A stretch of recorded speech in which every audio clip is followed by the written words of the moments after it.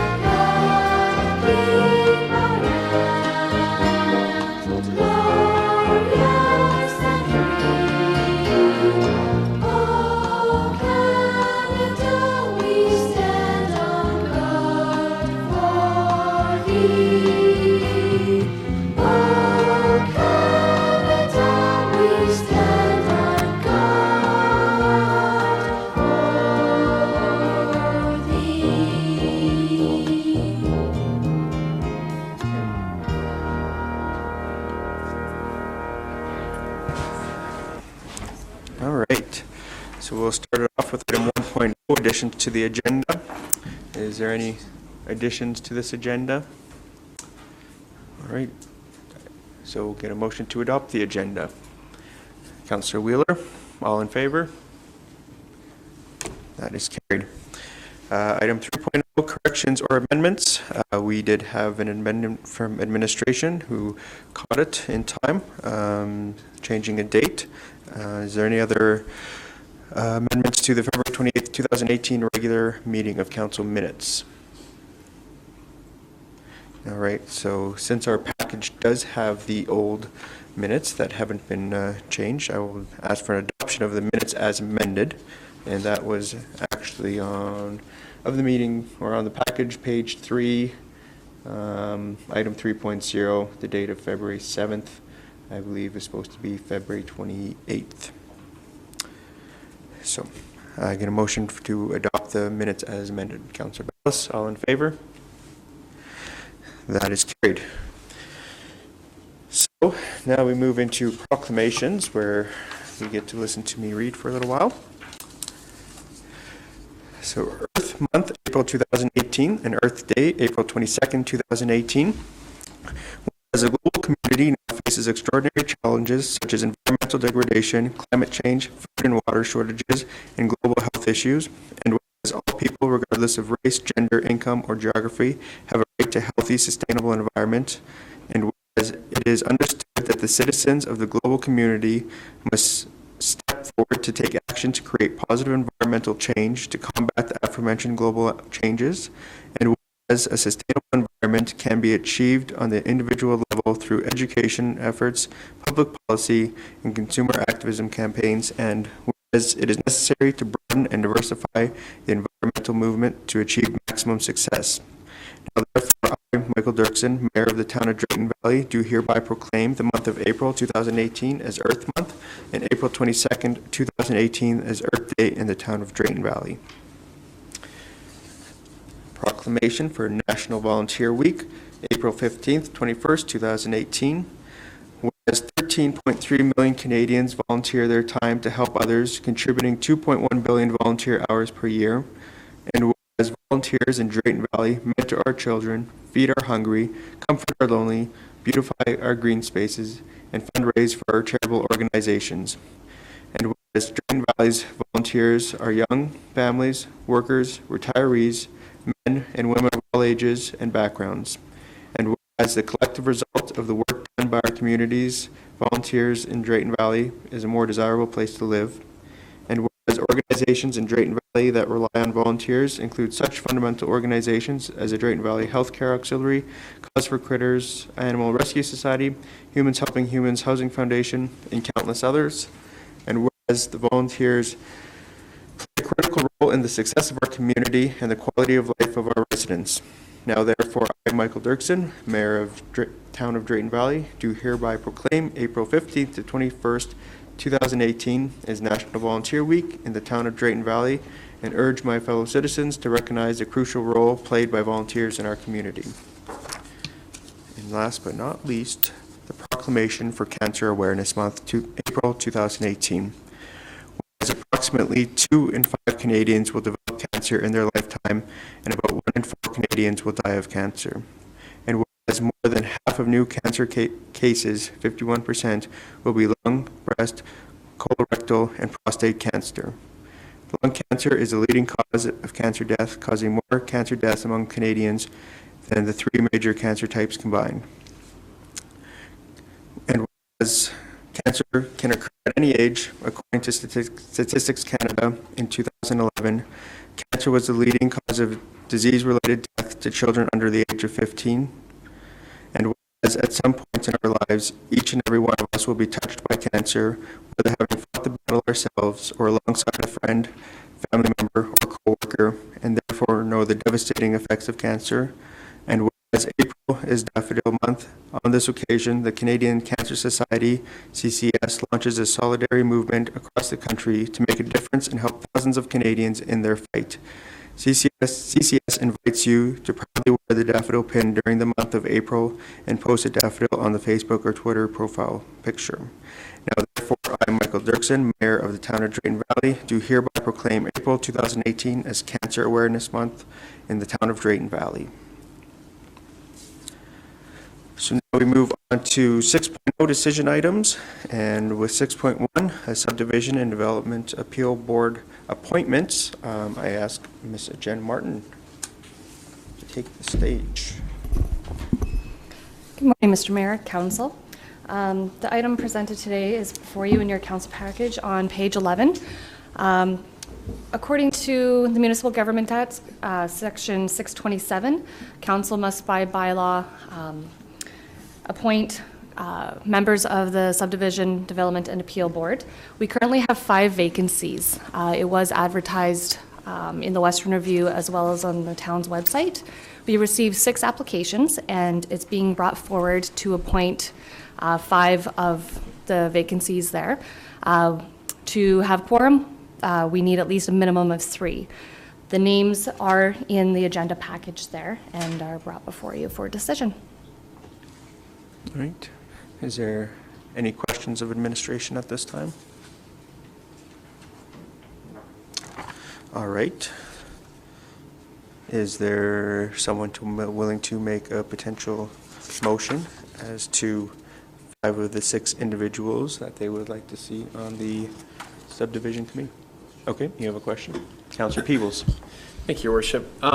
Is it typical to see people from other counties representing on an appeal board in a municipality, or is it typically all from within the same municipality?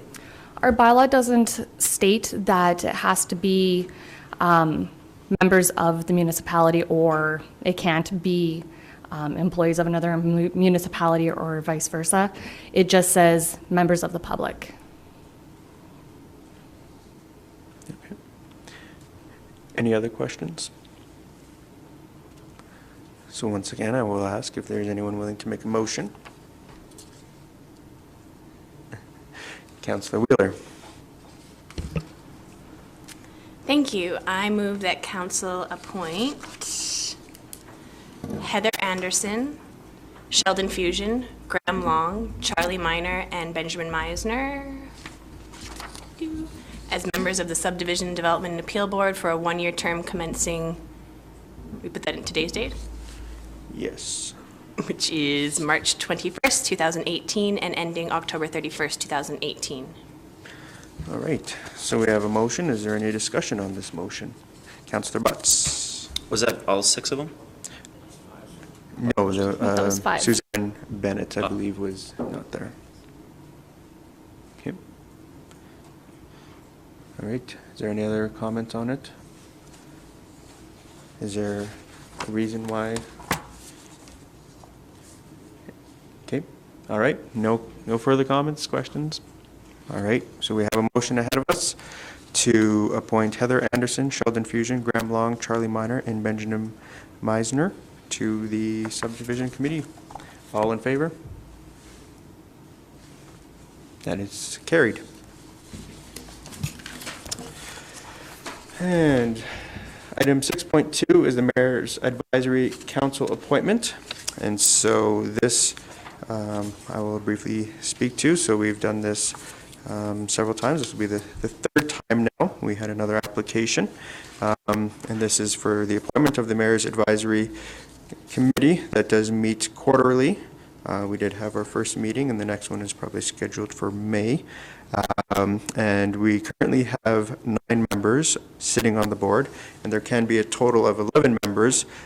And there's 2 open spots, one for a community member at large and one for a youth member. The applicant that has put her name forward would fall into the community member at large. So by accepting her into this, we would only have one position available, and that would be for a youth member. So with that said, is there anyone that would like to make a motion on this? Councillor Dodds. I would like to make a motion that council appoint Heather Anderson as a community member at large to the Mayor's Advisory Council for a, is it 1 year term commencing? Yeah.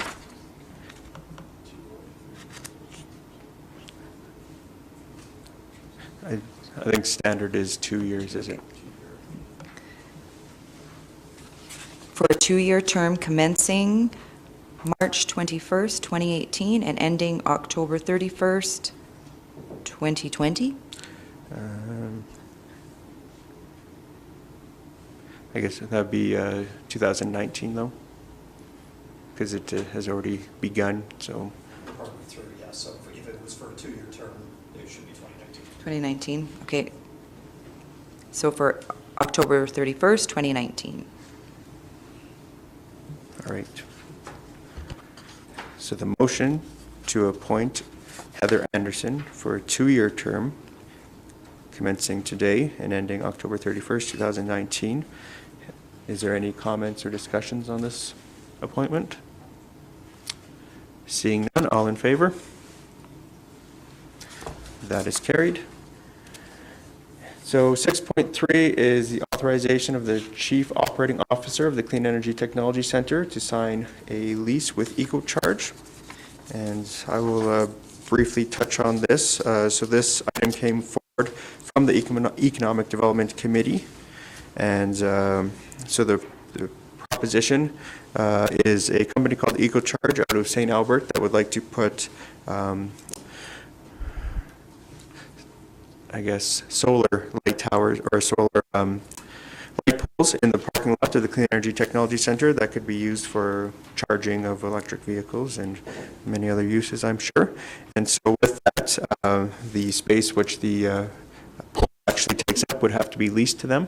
And so this would just be allowing the CEO of the Clean Energy Technology Center the ability to sign that lease on behalf of the town of Drayton Valley. So with that, is there someone that would like to make a motion on this? Councillor Peebles? Thank you, Your Worship. I move that the Chief Operating Officer be authorized on behalf of the town of Drayton Valley to enter into a lease and agreement with EcoCharge. Okay, any comments or discussion on this? The one thing I will say is I think this is a great opportunity. So a lot of times we talk about our Clean Energy Technology Center, but people ask us what exactly is our community doing to be green. And this is just one more example of a new technology that we can showcase out there, and it helps outside communities or even outside politicians recognize the efforts in which we're trying to achieve some goals in that front. So if there's no more comments or questions, I will ask the question. All in favor? That is carried. So item Item 6.4 is the development permit, DV 18-010, 5405 48A Avenue. And I'll ask Ms. Martine Cook, as Acting Planner and Development Officer, to speak on this. Thank you. Good morning, Mr. Mayor and Council. We have brought a request for decision today regarding a manufactured home over 10 years old to be moved to the West Park subdivision. As you can see, there has been a letter, photographs to accompany the application, and the administration has reviewed the site plan, and it does meet the required setbacks. The adjacent landowners have been given written notice with no objections raised. So administration is recommending approval of development permit application DV 18-010. Do you have any questions? Is there any questions? We'll start with Councillor Dodds. So is there a copy of the CSA or AMA sticker? And then if not, will the inspection or the recertification be done prior to the relocation of the manufactured home? They have filled out the appropriate paperwork with those registration numbers, and yes, that will be forwarded to the building inspector as well. So prior to? Yes, it's been submitted already. And then, so what if it doesn't need approval? Then we will work with the applicant to see if there's another location. Councillor Butts. So the purpose of the bylaw that council approve homes over 10 years is just to ensure that reasonably good quality homes are moved in? That's correct. And have you observed the trailer, or is it just by pictures? It was by site inspection. Okay, and it would fit in with the rest of the neighborhood? Yes. Okay, thank you. Councillor Gamana. Just want to know, so the inspection is already done, or it's going to happen after we approve the this bylaw? The move? Motion. The move has already been done? No, the inspection of the. It's already, yes, it's been already done and taken it's place, been yes. cleared. Okay. Okay. Any other comments or questions? So, I did deal with this individual quite extensively at the time of her concern, and I did work with her to bring it to administration to help move this forward, and so I'm glad to see that it's working out for this individual, so, well, at least it's moving in the right direction. So with that, is there someone that would like to make a motion? Councillor Gamana. I would like to make a motion that council approve development permit application DV 18-010, subject to the standard condition noted in the development permit for manufactured homes. Okay. Is there any debate on this motion? All right. Seeing none, I will ask the question. All in favor? Thank you. And that takes us to 6.5, subdivision application DV 17-03 within Northwest 1549-7 west of the 5th. And I will ask Ms. Jen Martin, with Planning and Development Officer. Thank you. Hello again. Hello. So administration has received a report from West Central Planning Agency regarding an application to subdivide 5.2 acre lot from a remainder of a quarter section located within the Northwest 1549-7 west of the 5th for residential purposes. This quarter section is located north of the town's wastewater treatment plant as well as the lagoons. In your package agenda from pages 33 to 48, we'll also show you all of the maps and the proposed subdivision. The proposed 5.2 acre subdivision, it does exceed the maximum allowable parcel size of 4 acres under the town's land use bylaw 2007-24D. The quarter section, however, does currently have 2 other existing subdivided parcels, one being 4.99 acres, which was registered in 2008, and the other is 5.34 acres, which was registered in 2002. The town had annexed these properties in from Brazeau County, so those previous subdivisions were approved by the other municipality. So with that, the applicant does require a variance to allow for the 5.2 acre parcel, as it does exceed both the town's and the county's previous bylaw, the 474, which also was a maximum of 5 acres. It will not interfere with the surrounding landowners, and it would be comparable in size with the other 2 subdivided lots that were approved by Brazeau County.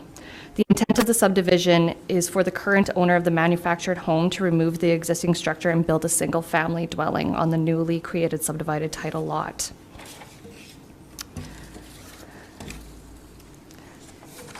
It was referred to adjacent landowners. We did receive one response back from Brazeau County indicating no objection to the application. However, they did make recommendations for conditions, which are also attached for council's review.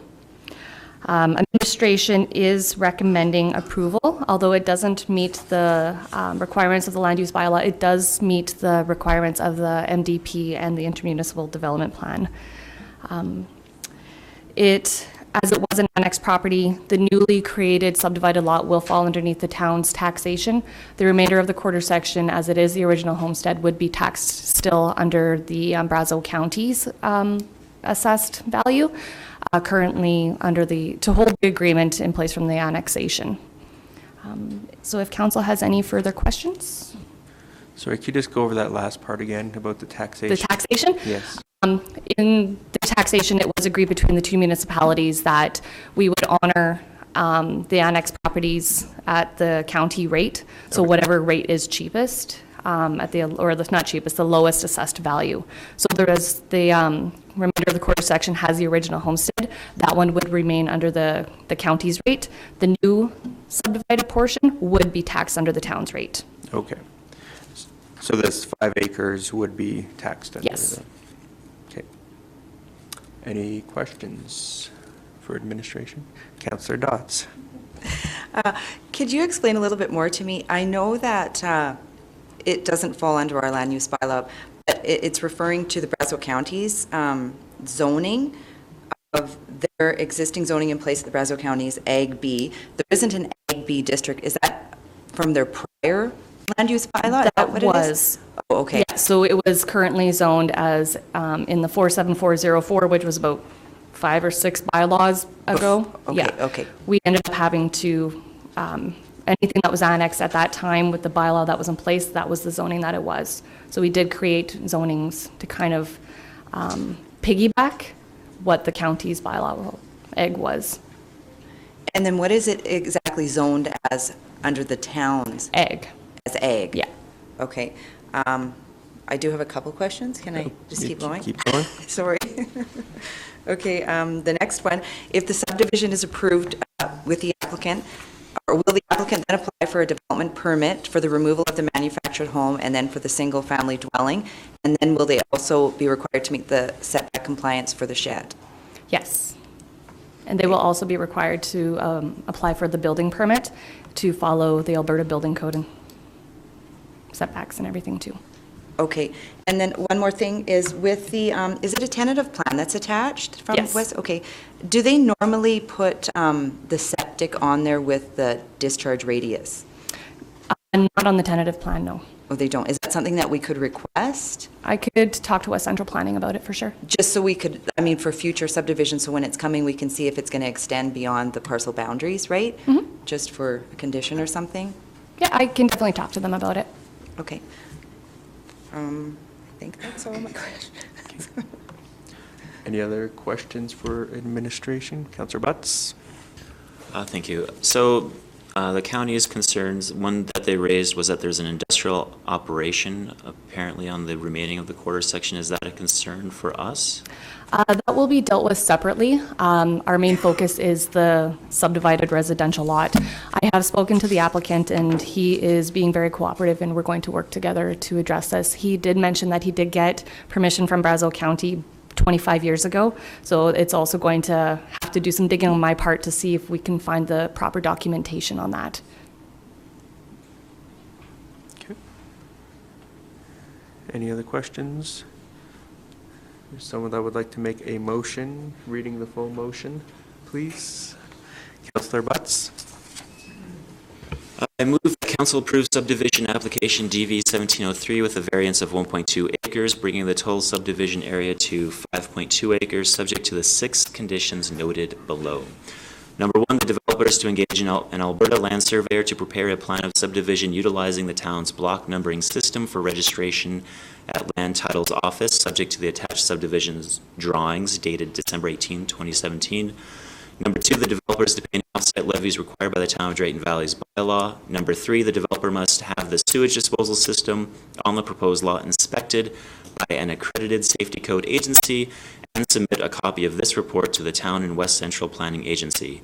If the system does not meet current standards, the developer must upgrade it and provide a report certifying that this has been done and meets the province's Alberta private sewage disposal regulations and provincial safety codes.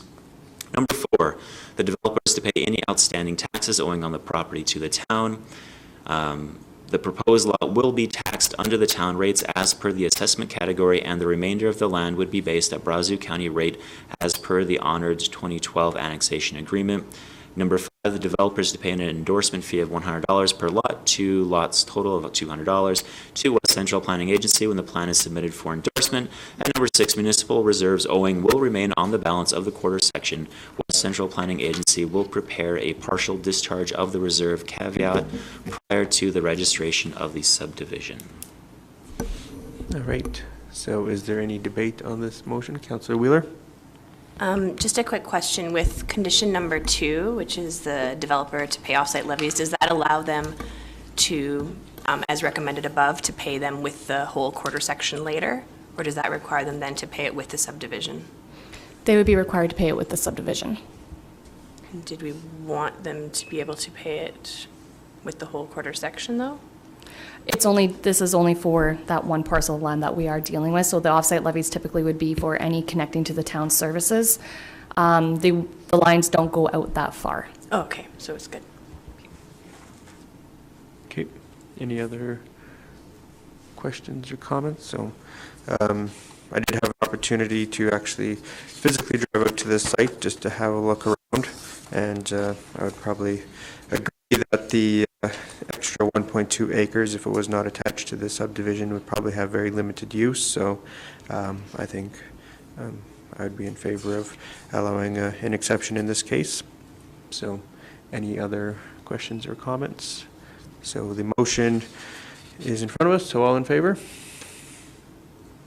That has been carried. Thank you very much. And that moves us to 6.6, which we will move into camera for. Would I be able to get a motion to have the child care discussion move in camera? Councillor Wheeler.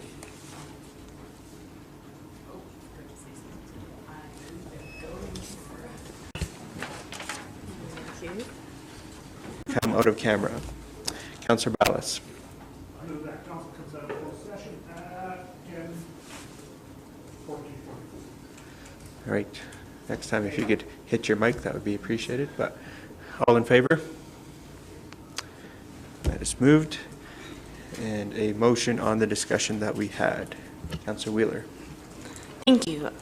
I move that council approve to enter into the agreement with the Alberta Children's Services, Province of Alberta, as presented to the Town of Drayton Valley and discussed in the closed session during the regular meeting of council on March 21st, 2018. All right. All in favor? That is carried.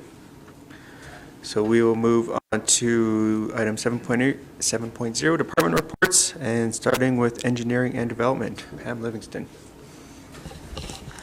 Thank you. Good morning, Mr. Mayor and Council. On behalf of Engineering and Development, I would like to provide the following. Planning and preparation work is underway for spring and summer, which will include such things as sidewalk maintenance, parks, streets, and utility work. Public Works has also scheduled street sweeping and cleaning for the last week of April. This work will be undertaken by Public Works staff members and contractors, and the start date is, of course, subject to weather. Thank you. All right. Thank you. Any comments or questions for Ms. Livingston? Seeing none, we will move to 7.2, community services and FCSS. Ms. Sinette Driesen. Thank you, Mr. Mayor, Council. A few things to report on. One, just in terms of some dates coming up that I want to remind the community and council of. One, tonight is our community registration night for the spring session. Number of different organizations, of course, host their programs over the summer months. So we have, over the last few years, seen an increase in our registration night functions from 1 to 2, not just only recognized in the fall, but now also into spring. So with that, that's starting at 6 o'clock. Doors will be open, and I'm sure there will be a huge crowd there happening again. On March 27th, we're meeting with the sport organizations for the annual sports field scheduling meeting. Of course, this is just to make sure that everything between soccer, rugby, and ball, in terms of the different levels of ball that play within our sports fields, are putting together their schedules for the year. April 17th is the next community dinner. Last night was this last month's community dinner. And again, over 200 people showing up. Again, some great comments. Facebook post that was communicated to us was just a quote from someone who said, "I always see a friend at the community dinner. It warms my heart." So just some nice stuff in terms of what's happening within the confines of the community dinner environment. April 18th is the Volunteer Appreciation Night. So again, if anybody has not yet purchased their tickets for the Volunteer Appreciation Night, I believe they're on sale up until April 5th.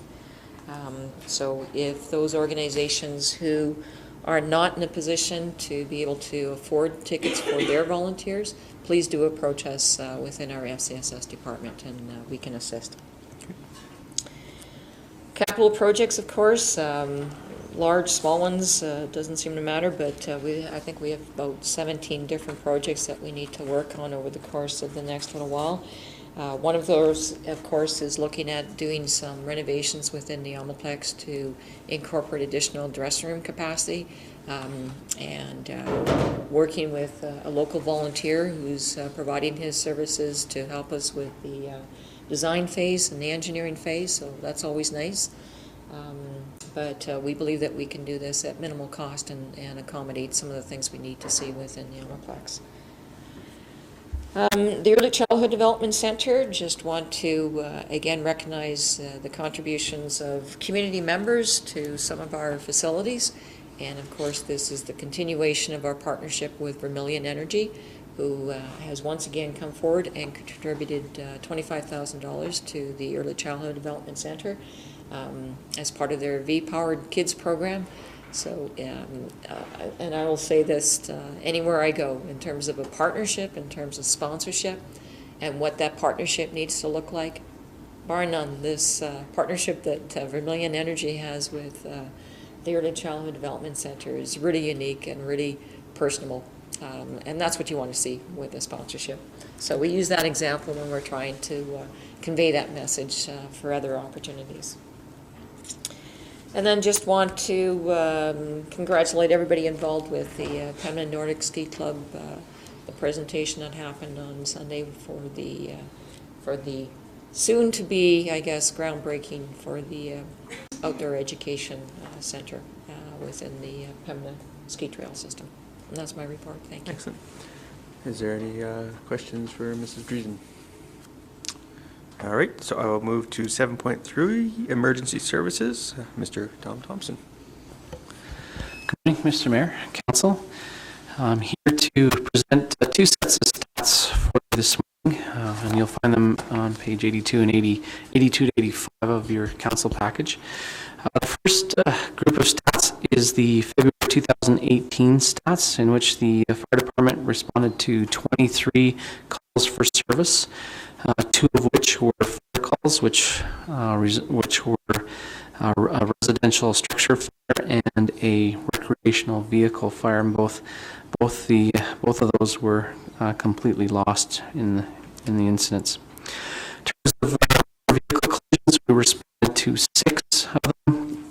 One was a two-vehicle motor vehicle collision, 4 single vehicle rollovers, and then 1 was a vehicle versus a deer collision.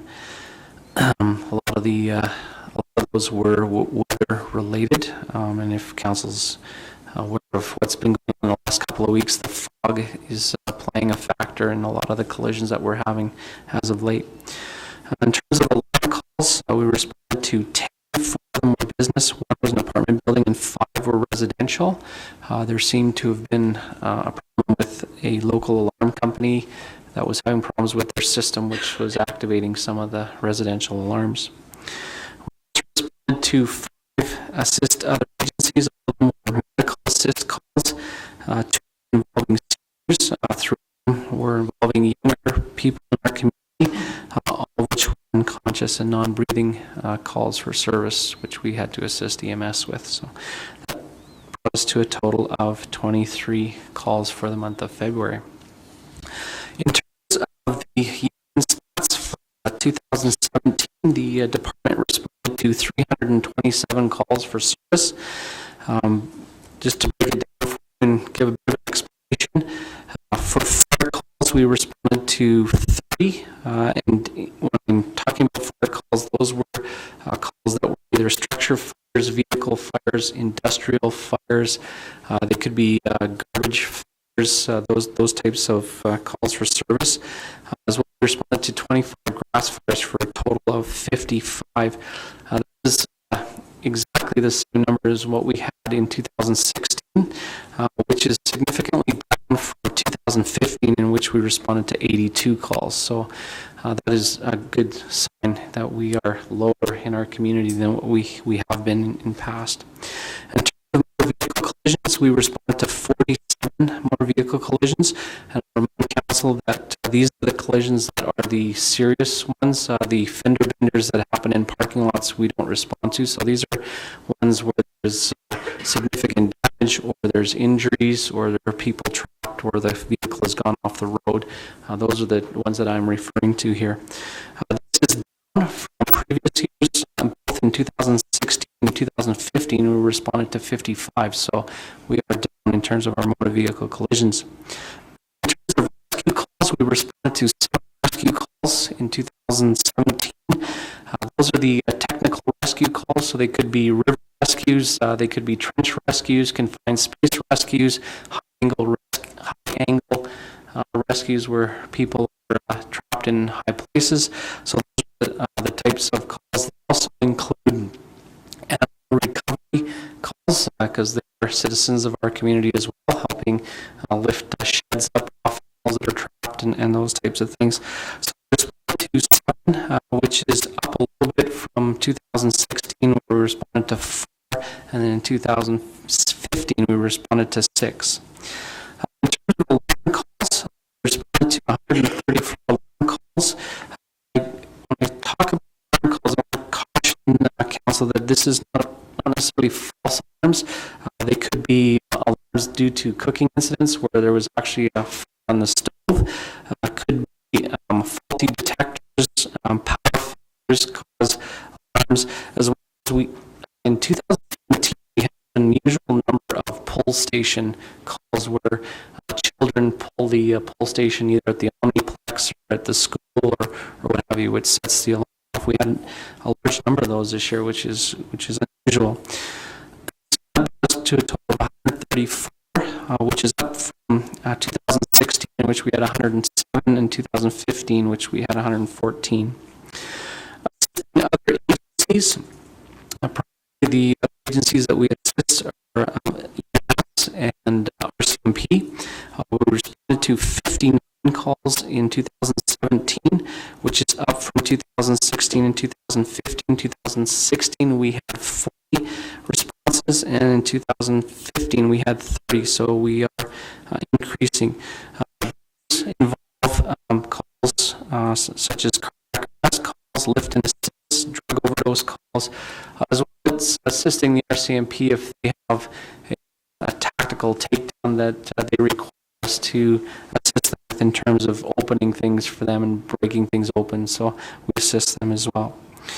In terms of calls, we responded to 25 in 2017, which is down from 2016, which we had 37, and 2015 we had 35. Those calls calls include things like carbon monoxide leaks, pipeline down calls, stars landing calls, gas odors, spills, those types of incidents. So that brought us to a total of 327 calls for 2017. Any questions? Any questions? Mr. Butts, Councillor Butts. Oh. Just one question. Why? Do you know? Thank you, Councillor Peebles. Why the difference between fire calls for the town versus the county? Like the county has a lot higher. I'm just wondering if a similar population, if our residents are doing better at not starting fires, or what would be the reason? It's hard to tell. I can't give an exact answer as to why that is the case. Country living causes different hazards than living in the town, so that could be part and parcel of it. There's no real reason as to why that is, so I can't really give you a straight answer on that. Okay. Councillor Peebles. When I was 7, I burnt down my friend's treehouse in town, so I can say I'm a part of the town stats. So I just wanted to give the fire department a shout out. The guys that came to deal with the water break that happened just off of Main Street. I went into Julie's to go see if they needed any help after, because we were trying to sort stuff out at Anytime Fitness. So I popped over to see how she's doing. And she said if it wasn't for the fire guys there helping squeegee and clean everything up, they would have had a lot of damage. So they're very, very thrilled that you guys jumping in to save the day, even though you didn't really need to. So. Oh, thank you. I'll take that back to my staff.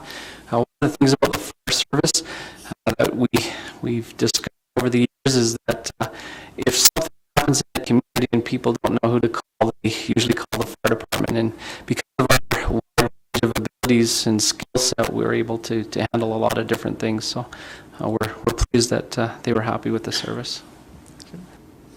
All right, Councillor Ballas. I noticed you got 59 assist other agencies. Is there any cost recovery in any of these occasions? No. We respond as we are needed. The interesting thing, I'm not sure if council has been watching this as of late. There's been lots of comments and discussions about the lack or the shortage of paramedics and EMTs in the province. We are different here in our community. We are seeing the same thing happen where our EMS staff and our paramedic staff are not available. So we are jumping in to assist them. In terms of and invoicing for that, no, we are not. We have not been directed to do that. Okay. Any further questions? All right. We will move to 7.4, CAO and Administration. Mr. Dwight Tibbin. Thank you, Mr. Mayor. Morning, Council. Last week, I attended the AUMA Spring Leaders Conference. I know Councillor Peebles was there as well and probably will share some of his observations. A few interesting comments that were made. The first session with government representatives was Minister Anderson from Municipal Affairs and Minister Ganley from Justice. Mr. Anderson was somewhat encouraging, and we're awaiting tomorrow's budget announcement to see whether or not the words translate into some actions in terms of the need for sustainable, reliable funding for municipalities, and talking about MSI replacement was the wording. And I want to refer back to that in a few moments. Disappointing, and I was probably interrupting the mayor in GNP because I was sending him verbatim texts of what the ministers were saying. The question of police funding and equitable police funding was raised, and unfortunately I have to report that the minister was categoric in her response, saying that no changes to the current police funding approach or model are being contemplated, full stop. Not at this time, not as a part of this budget, not in the current environment, just full stop, which with what we're facing and what municipalities between population size of 5,000 and 15,000 are facing is quite discouraging news, particularly with the compounding challenges of the criminal justice system and tendencies and behaviors, as well as the increasing financial costs that are coming with RCMP and that method of enforcement. There were a number of other ministers that were there, Ministers Mason and Jansen, Transportation and Infrastructure, respectively, did comment. The transportation questions were largely about specific projects that different municipal representatives were asking about. Mr. Jansen's comments were curious, talking about being on the eve of signing with the federal government a renewal of the Building Canada program. But made no comment whatsoever of the federal government budget announcement of taking $7.1 billion out of infrastructure spending over the next 2 years. So that, I think, is another item that we will be watching very closely tomorrow, as it is provincial budget day. And my nervousness always goes up around budget day, not just here, but certainly when the other orders of government are talking, and then we see where the rubber hits the road or doesn't hit the road for those promised and pledged supports. There's been, and this is different for the provincial government, an awful lot of, I would say, preemptory or pre-budget announcements on a variety of a number of things. After hours on Friday, I did receive an email from Municipal Affairs that was talking about initial allocations on MSI. Two very curious things. One was they talked about the MSI initial grant being based on a supplementary estimate, which means the government is funding it out of the current year. We don't know whether or not as a part of the budget that means there's going to be program changes. If their intention is to make that announcement now to flow those monies to municipalities prior to the end of their fiscal year, overall for the province it's about $800 million they approve by way of a supplementary estimate, which is rather unique. Often they will do specific projects or different elements in the last month or two of a fiscal year, but not generally of a programmatic nature of this size. The initial announcement, and it wasn't defined whether or not it was capital solely or the BTMG component, but it is reduced, the initial announcement, around $80,000 from what we received last year, which does not seem to mesh with the minister's comments last week. However, the cover note did mention that there was going to be further detail on MSI in the budget. So whether or not that's a repositioning of the program, elements of the program, or the government is going to come forward with, we are in extension time in terms of the term of MSI, whether there's more predictability. Thus far, all we've received from the province is a guarantee of MSI existing for 2018 and 2019, but no guarantees after that fact. So another reason why we're going to be very curious as to what's either in the budget address or in the companion documents that come out generally late budget day as well. I just conclude, Mr. Mayor, in terms of, and I appreciated Councillor Peebles' comments on the fire department. I would echo similar complimentary comments to community services and the ECDC. Often the efforts that are made toward advancing programs and program operations and services in the community don't always find fruit or success at other orders of government, but I think heeding on sort of the direction and the advice given by council starting in the interim budget about leaving no stone unturned, explore every opportunity, and particularly with Ms. Treason and Ms. Taylor, their dogged tenacity to not necessarily accept the first, second, third, or even the fifth answer, but to continue to bowl forward and see what's there. I'm proud of my staff, but here's an opportunity for me to share with you my pride in their efforts and their continued efforts on behalf of the childcare needs of our community. And so with that, I would just conclude, Mr. Mayor. All right. Thank you very much. Any questions for Mr. Dibben? Councillor Dodds. Okay, I just have a quick question. So that 800 million, was that on top of the 9.2 billion program for MSI, or was that included? Do you know? Because I remember hearing about it on Monday as well. The The 800 million is being attributed to the 2018 MSI allocation. So the amounts that the province had captured in terms of the 2017 MSI program that included the initial capital component, the BMTG component, and the operating would have been a different number. The overall, the 9 number would be the MSI program since inception. And when it was first announced, MSI was to be a $10 billion program over 10 years. Part of when the program was extended last year, I think the balance spent by the province under MSI was a little over 8. So the government hadn't met its funding commitment in the timeframe that it originally scoped. So that was presumably part of the reason why a 2-year extension was given at roughly that level of spending. It should have got them to the 10 billion that was originally committed to back in 2006. Yeah. Okay. Any further questions? So we will move to item 8.0, council reports, and I'll start with 8.1, Deputy Mayor Wheeler. Thank you. February was a busy month for me. I was out at FCM Sustainability Conference in Ottawa, and will be bringing my report forward at the next meeting. And same in February, I was down on a FCM mission in Nicaragua. We were working on economic development with the community of Jinotega down there.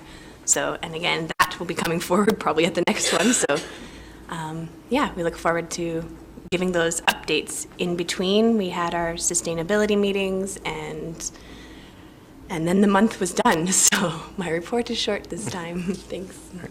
Thank you. 8.2, Councillor Butts. Thank you, Your Worship. March 2nd, we had a meeting with the county council, and we had lots of discussion about a variety of things. It was very interesting. I won't get into any details, but I'm glad that the two councils are have open communication. That same day, the Recreation Culture Ad Hoc Committee met briefly to discuss just where we'd like to go, so we're getting started on that. March 5th, I attended on behalf of the Deputy Mayor. Had a regional library board meeting in Spruce Grove, and definitely need to learn more about that organization. March 6th, the Foundation met with their auditor to discuss their audit, and their operations auditor to discuss their operations review. March 7th was economic development, which was interesting, and we're going to have a good meeting next week. That's all I can say about that. March 12th, IDP interim meeting. March 13th, Brazil Foundation made another meeting to go over the audited financial statements, the finalized ones. And March 16th, Indian ribbon cutting, or hose decoupling, which was, and coincidentally enough, I saw on Facebook a meme that said, or maybe it was a news article, that the most respected profession is firefighter and the least respected profession is politician. So I thought it was perfect. So, thank you. Actually, I have a friend who is a firefighter for the city of Edmonton, and he also shared that with me. So 8.3, Councillor Ballas. February 28th, we had our regular council and GP meeting. March 2nd, joint council meeting with the Brazeau County. Finding these meetings to be very beneficial, and I think we're working on furthering our relationship with them. On the 7th of March, Economic Development Committee meeting. On the 8th, Legacy Project meeting. On the 12th, Brazeau Town Intermunicipal Development Review. The 14th had a Governance and Priority meeting. 15th, I signed checks. That's fun. On the 16th, I attended the Engine 5, dehosing, I guess. And if anyone has the opportunity to go see that engine, it was actually drafted, I guess, by one of our fire people, and I can't say man. And it's exceptional. A lot of thought and designing went into it, and it's well worth the time to go have a look at it. On the 20th, we had another legacy project meeting, and that brings us to today. Thank you. All right, 8.4, Councillor Peebles. Thank you, Your Worship. On March 1st, we had a Hemp Alliance strategic meeting. So we have been trying to figure out what we want to be when we grow up, and it seems that we're kind of coming together as an advocacy group that really promotes the hemp industry. We're trying to build the case for hemp in this region and even build a business case. Farmers will grow it if they have a business case. So we're trying to make sure we have all those things together so that we can see it go even faster, because hemp is going to be an emerging industry in Alberta. On the 2nd, we had a meeting with the county. It was awesome. Bart said he'd pay for the pool himself out of his pocket. Just kidding. It's just a joke. It was really good. So we're starting to have a lot more open conversation, which means I can make jokes like that in our session. March 7th, we had an Economic Development Committee meeting. Now, it's my understanding this committee is not designed to be a long-term committee. Sometimes people have committees just for the sake of having committees. We are trying to see what we can do to really move forward the Clean Energy Center and economic development in our community. So I think that as a council, we are doing a good job. We're getting aggressive. We're getting our information together so we can make the right steps for the community. March 12th, we had our intermunicipal development plan meeting, and those are times where I'm very grateful for Councillor Dodds, because I tend to get bored looking at those things. But it's intermunicipal development planning is very important, and that's why it's so good that we're having a good working relationship with the county so that we can move quicker through this very boring process. March 14th and 15th, I attended on behalf of the mayor, the Municipal Leaders Caucus. There's a few things I had really good talks. Barhead, I talked to them all about how they built their pool and found out all the info from the mayor. We talked a lot with Rocky Mountain House. They'd really love to meet with us and connect on a few different things. White Court, same deal, so I was doing that stuff. Vision, I cornered them when they came in and didn't let them leave me for 45 minutes. So they have a pilot program that they've already been doing in White Court for that call-in system. So it speeds up the times for our CMP officers so they can just call it in and stay on the road like they should be. And it was something that I was pushing very heavily to see happen in our community. It would help us a lot, I think. So guys can be on the road, not doing the paperwork, their crazy stacks of paperwork. One of the things that came out of the Municipal Leaders Caucus was they talked a lot about cannabis legislation. And it's an interesting, very interesting topic. A little just nugget for you, as it might be. I'll send all the notes to the mayor. He can digest it from there. Toronto of Ontario is only, I think they have over 10 million people, and they're only opening 25 dispensaries in the entire province. They said the max that they'll entertain is 40. In Alberta, I think we're the only ones that are putting a tax on cannabis sales. I think that's what they're saying. I might be wrong. I don't know. Anyway, but they have no cap on how many stores can open, and I think they have close to 250 business licenses they're already entertaining, and it could be very interesting. So our community, we're going to have to get very clear on what we want to do with it, and see how that goes forward. But I don't think we have to do it right away, because they're not even ready to make a decision on it for about 3 to 4 months. So we can't really do anything until they do. So, but we'll have that coming down the pipe. That's a good one. On the 16th, I attended the fire engine ribbon cutting. I brought my toddler. He woke up in the morning. I told him we're going to go see a fire truck, and he would not stop saying fire truck for 5 hours until we saw it. And he was the most delighted human being on the face of the earth when he saw the fire truck. So thank you guys for being so good, putting that little hat on him, and he had a blast. It was awesome. That's all he's been talking about, is the fire trucks. On the 18th, we had the Pembina Nordic check presentation.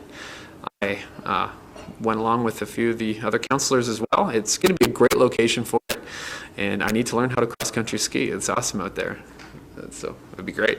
So Annette's going to teach me. Ms. Dreesen, we're in a formal session.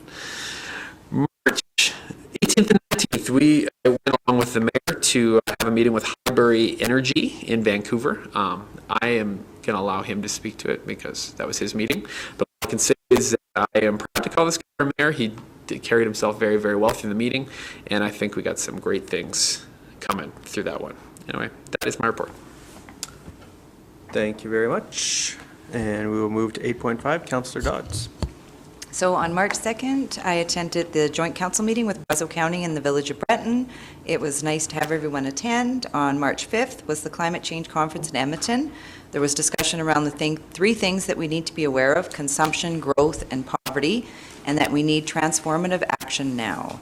On March 7th, I attended the Economic Development Committee meeting. On March 12th was the IDP meeting. March 13th was the Sustainability Committee.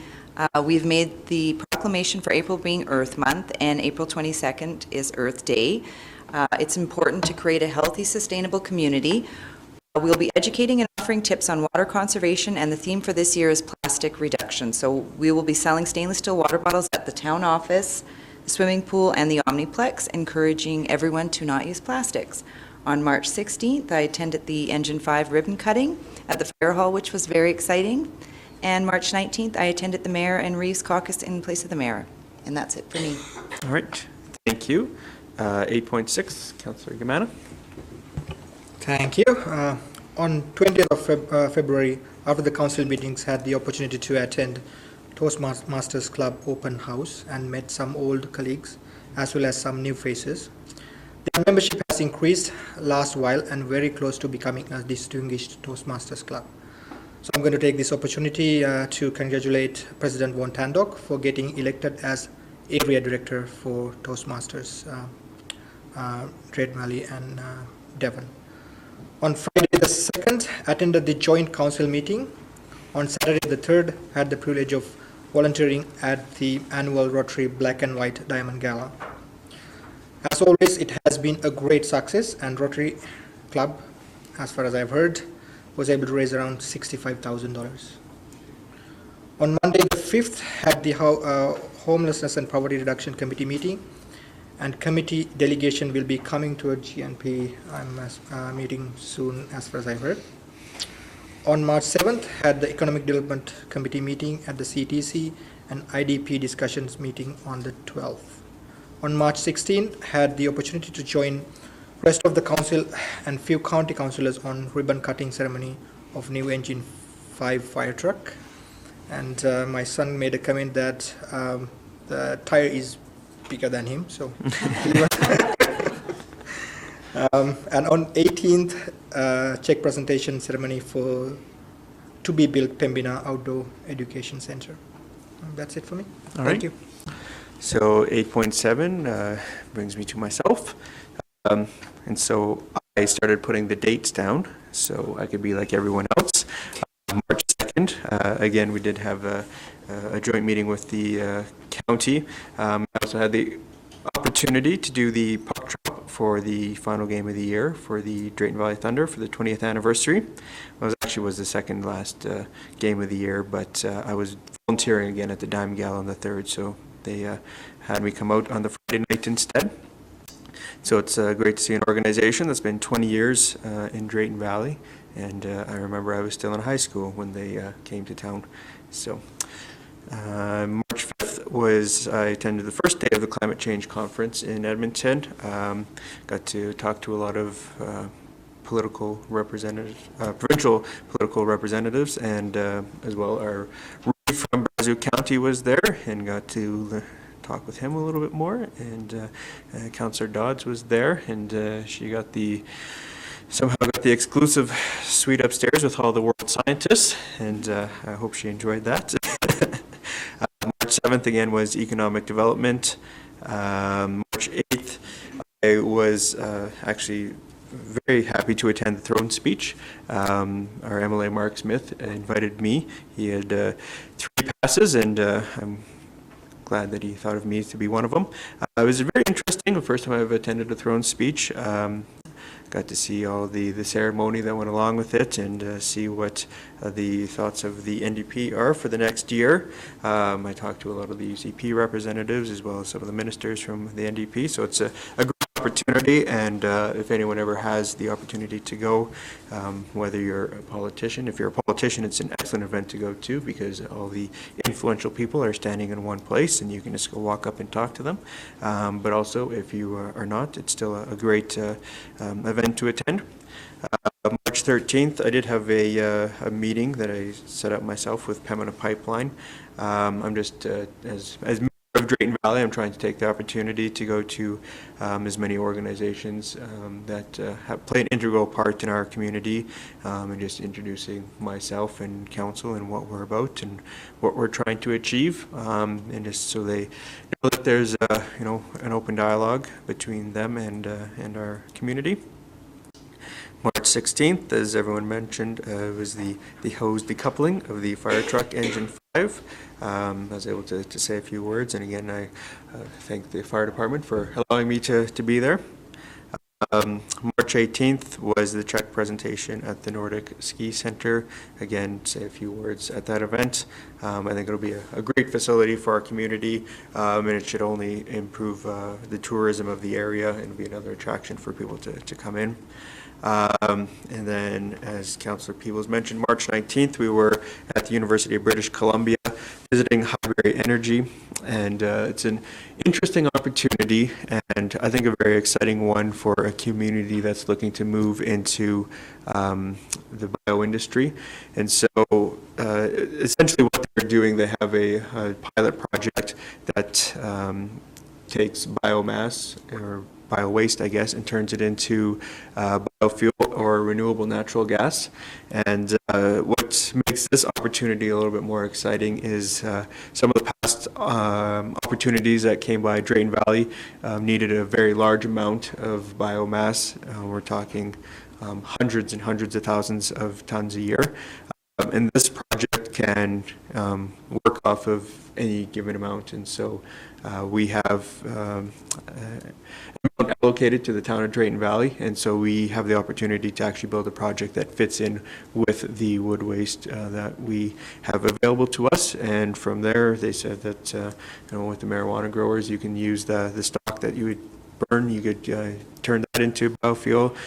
They were even talking about sewer sludge that you collect from our municipal sewers. You could turn that into biofuel as well. It's essentially anything with biomass can be turned into fuel. And I think it's a great opportunity, and one we'll be exploring further to see what the reality of the project is. And when looking at the price tag compared to other facilities, it is a fraction of it. It's still a large number, but one I think that would be more manageable for a community and for a province looking to move into greener fuels. And yesterday I had the absolute privilege of talking at the Early Childhood Development Center. Well, it wasn't so much talking there, answering questions. They had me come in and talk to a couple of the older groups. I was asked 7 times why I wear a tie, and it becomes increasingly difficult to come up with a unique response as to why I wear a tie. At one point, I actually took my tie off and asked them if they thought I looked better with or without it. They agreed I looked better with it on. And then I was also had to demonstrate that I could tie a tie on the spot. So,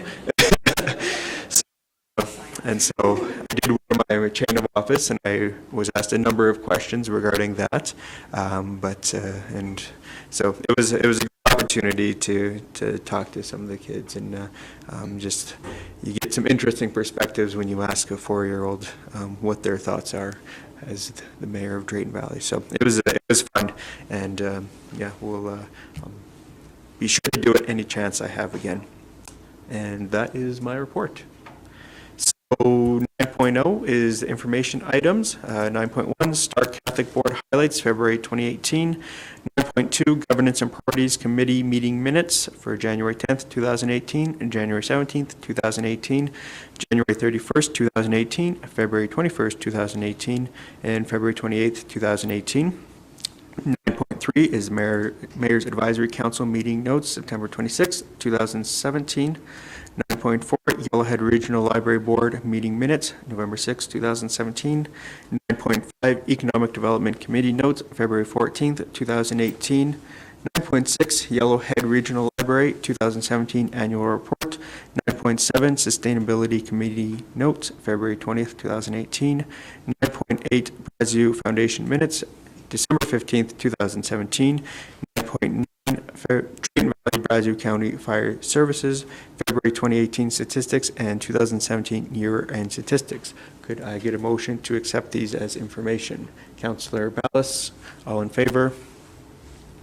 That is carried, and this meeting is adjourned at 10:56 a.m. We'll be taking a short break, but the governance and party meeting will be tentatively after lunch, starting at 1 o'clock. But yes, I think the governance and party meeting will commence after lunch at 1 o'clock.